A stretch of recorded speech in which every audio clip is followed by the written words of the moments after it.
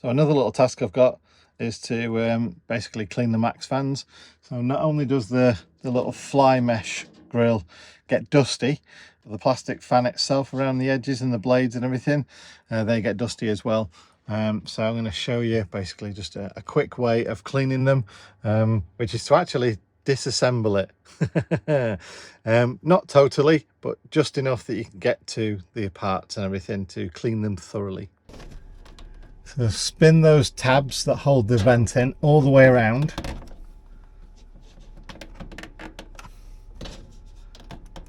Which can be a bit of a pain. There we go.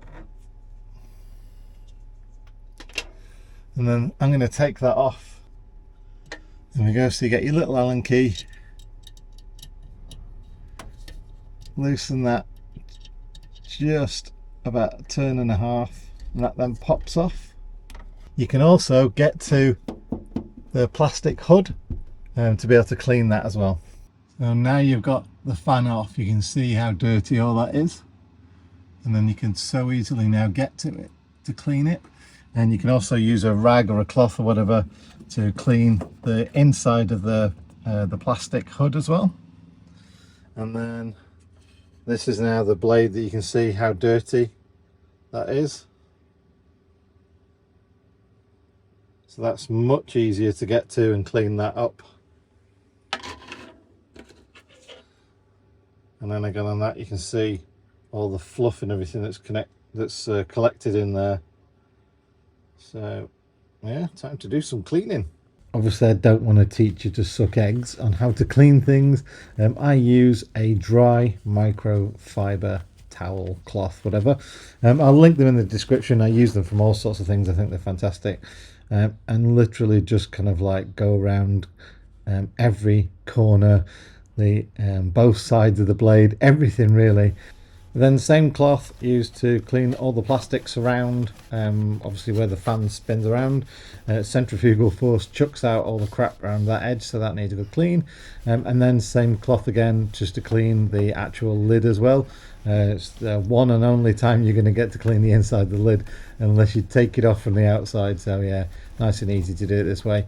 And the actual grill itself, I use a bit of a stiff brush just to clear out all the crap from the tiny little vent things or the holes on it, and then use the same cloth again just to clean it up. So yeah, let's put it back together and then go and do the back one now as well, because some idiot put two in the van. So reverse assembly is just put it back in.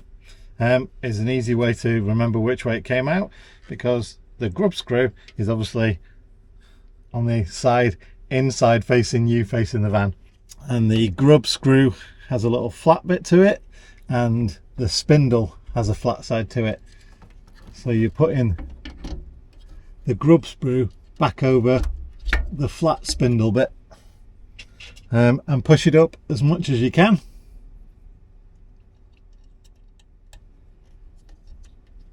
And then tighten it up. It doesn't need to be daft tight, but obviously just make sure it's definitely tight. And spin it a few times. Make sure it's not catching on anything. And then it's time to put back the mesh. The same as before, you're just aligning up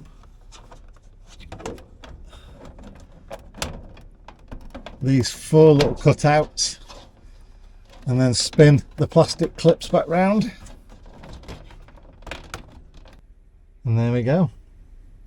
A nice clear fan. You can see through to the sky now, so you can see through the mesh, the fan blade itself, and the underside of the vent. And obviously I will just make sure it shuts. Cool. So over the last probably 3 months we've been away, I've spent a lot of that time in hot places, at time over 40 degrees, but on average, you know, daytime temperatures of sort of very late 20s to sort of low 30s as an average, and overnight temperatures of mid 20s. So as you can imagine, it's not comfortable. But having the maxxfans moves so much air that you get the cooling sort of aspect of that cooling air without needing air conditioning. And on max, both fans pull around about 8 amps. On minimum, hardly anything at all, maybe about half an amp, something like that. So which is why I'm quite happy with leaving one overnight on minimum, and then the back one is just cracked open so the air can come in, cool me down in bed, and then come out this way. So the beauty is obviously hot air rises, so this is sucking out the hot air. So this is why I leave it on 24 hours a day really in the heat, and yeah, it sucks out all the hot air and then drags it through the back overnight. During the daytime I open up my side windows so that it's pulling colder air through the bottom of the van up, and that can be quite cooling. If I'm sat in the seat there, I can have the cool air come past me as I sit there. And like I say, I've managed. I wouldn't say that air conditioning wouldn't have been nicer, but it's all about compromise for me. Living in a van isn't about replicating a house. That's why, you know, for me having running water is pretty cool, but it's just cold water. Watching my power, but I've got enough power. And then yeah, heating and cooling, it's doable. So my diesel heater is adequate, that it keeps me from freezing in the winter. Sometimes I need to put an extra coat on, or I've got that lovely NASA quilt which keeps me lovely and toasty. But in the summer, maxxfans to the rescue, and that's why it's worth the maintenance, to keep them all nice and clean and gleaming and working properly, because yeah, when they work properly they really do help. Now I've got the maxxfan shade, and what you might be able to see from that, it doesn't really shade a lot. Now the light is brilliant, it's like turn big light on, so it's a really good light, but the shade, well, it's not really great at all. So get yourself some nice dense foam, anything that's dark. You need a little cutout, that bit there, and that is for the windy handle. Slot that in, pull the blind over, and now it's a blackout blind, like it should have been in the first place. My little top tip for you if you've got one of them.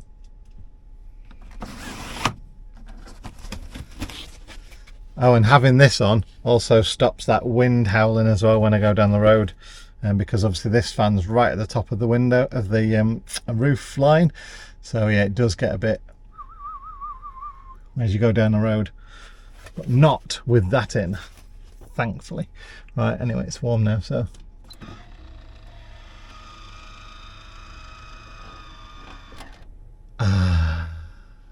cool, eh? So these hinges were given to me by one of my subscribers, Craig, thank you very much, who's yeah, kitchen and bedroom fitter. I'll put these details down on screen now if you want a kitchen or bedroom fitted around Manchester area.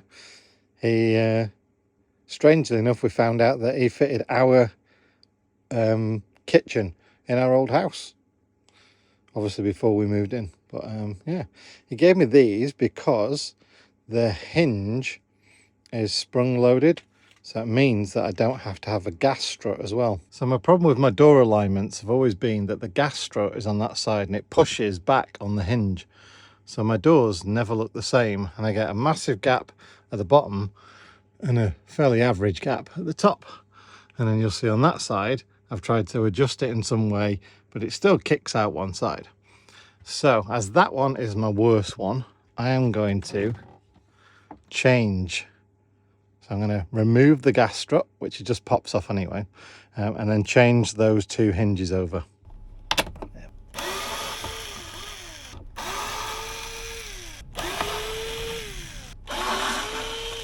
Okay.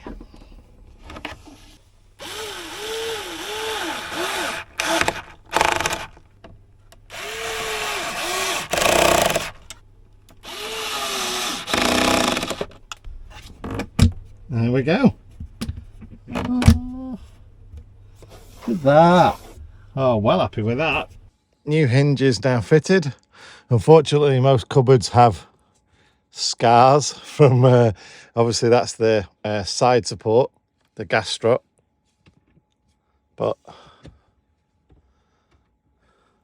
yeah, I think they look really good now, and they hold the door up no problem. But look, fit nice and flush. Yeah, you can see this was one of my first ones. Many points of where the hinges have been in that one, so I've had to move this hinge over a little bit from the original one, but that was when I was trying to have a go with where this would fit, which as you can see that had many goes as well, because their measurements don't work. So yeah, but yeah, very happy with that one. All the cupboards now fit and function fine. They snap closed, and once you get to a point they snap open as well. So yeah, really cool. Oh, and yeah, and those two as you walk in now fit nicely as well, nice and flush, good gaps and everything like that. Check the weight saving as well. All these, that'll be at least a couple of kilos there. There were a few other additions that I made as well, I just didn't record it, and one was vinyl wrapping the carcasses of the top cupboards. So now that the cupboards fitted correctly, I figured I need to kind of, you know, finish off those areas. So it was a little bit of a fussy fiddly job, if you like. Probably the reason why I didn't record it, lots of swearing going on. But yeah, I vinyl wrapped all the top cupboards, grey at the back and green at the front, and I think it looks really nice now. It's really totally finished the van off as in that way. It's not finished obviously because the vans are never finished. Also had a sheet of Kingspan left over, so I used that as a front for my fridge freezer cupboard and wrapped it obviously, and that finishes it off quite well. Also got some lights as well, so some touch lights with USB sockets on the back, and as you saw from the previous shot, the Scrabble lights as well, which currently says Adventures, and previous to that it says the Gadgets. So yeah, pretty cool in all. Well, I think this is about as finished as you're ever going to see the van. So all the vinyl wrapping bits have been done around everywhere, so there's no more wood on show. I've even finished around the door trims around there as well. Yeah, obviously got all the hinges, the rest of the hinges and all the doors. Just everywhere's had a final kind of once over. Everything's had a bit of a refit. So some of the Solway panels didn't exactly fit as nice as I would like. So this one's been off and refitted, and that seems a lot better now. So this is about as finished as you're ever gonna see my van, I think. A lot of people said you're gonna do a van tour. I may do when I've finished, you see. So I've made this nice little cover that just seals off my fridge and freezer, so it makes them nice and quiet. It's just Celotex, 25mm Celotex, and I used all the scraps of what was left for the green vinyl just to finish it off so it looks a bit nice. Gone for a bit of a change, gone for a bit of a grey with the green, because I figured there was too much green around here, so I went for the grey up there. Obviously finished that off. Looks quite nice. And yeah, I've not decided what I'm doing with this bit yet. I think at the end of the day I'll probably have a board there with a step in. The board will slot in some way, but I think for now I'm just going to leave it open. Open means airflow. Airflow means it's all right in summer and winter. You know, no sort of moisture builds in the winter or condensation, and in the summer it means everything can breathe in there, so it's not going to get baking hot or anything like that.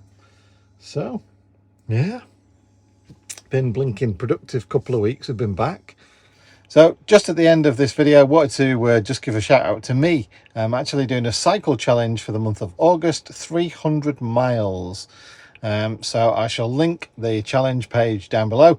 If you can show a bit of support my way, that would be fantastic. And if you do follow on Instagram, then you'll be knowing all this information already. If you don't follow on Instagram, then that link is down below as well, so you can keep up to date with what I'm doing on the cycle challenge. So yeah, thanks very much, and thanks for watching my little video. And next time I'll see you, I'll probably be talking about suspension.